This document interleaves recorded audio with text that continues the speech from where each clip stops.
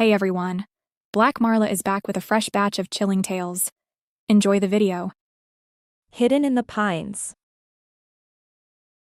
When I was a kid, I lived in a small town surrounded by a dense pine forest. Winters were long and cold, but they brought us plenty of snow and a favorite tradition: hide and seek by the skating rink near the woods.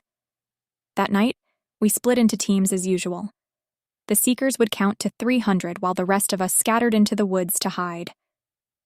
The rules were simple: stay hidden until the seekers gave up, or risk being caught.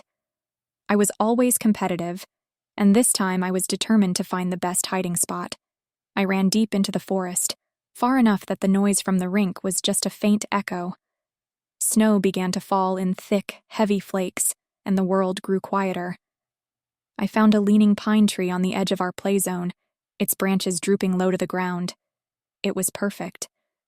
I crawled underneath, brushing aside the snow, and pulled a few nearby pine boughs over me as camouflage. As the minutes ticked by, twilight gave way to darkness. I lay still, listening to the muffled sounds of the wind and the faint crunch of snow in the distance. My breath fogged up the small space under the tree. For 40 minutes, I didn't hear any footsteps or voices from the seekers. I started to relax, my body growing heavy from the cold. Then, a beam of light cut through the trees.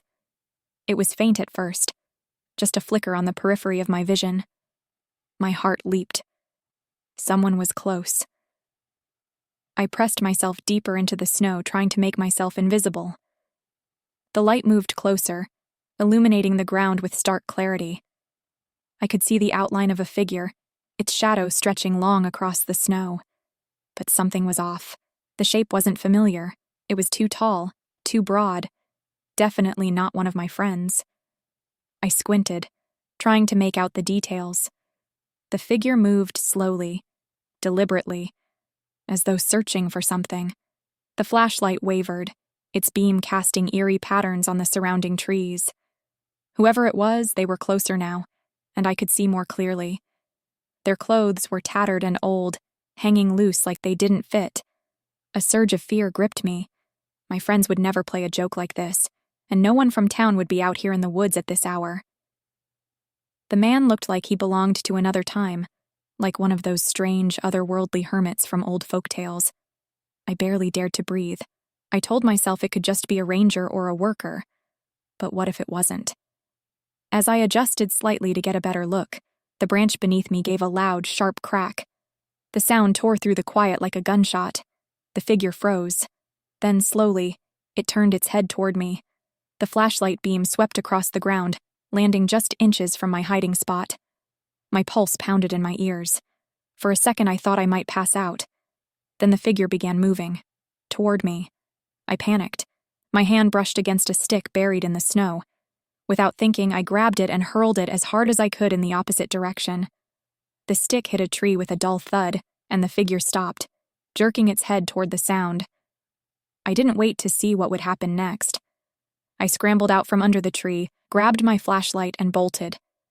My legs felt like they were moving through water, the snow dragging at my boots. I didn't look back. The forest seemed endless, but finally, the familiar glow of the skating rink came into view. My friends were there, laughing and chatting like nothing had happened. When they saw me, they looked surprised. "You gave up already?" One of them joked. I doubled over, gasping for air. "There's someone in the woods," I managed to choke out. Their smiles faded. One of them, Peter, furrowed his brow. "What do you mean, someone?" "A man," I said. He wasn't one of us." Peter's face darkened. "You're not messing with us, are you?" I shook my head, still trembling. Then he told me something that made my blood run cold. A few days earlier, there had been reports of an escaped mental patient in the area. A man deemed dangerous. We called the others back immediately and left the woods together, our fun now thoroughly ruined. I couldn't sleep that night. I kept thinking about the man's shadowy figure and the way he moved, like he knew I was there all along. The next day, we debated what to do.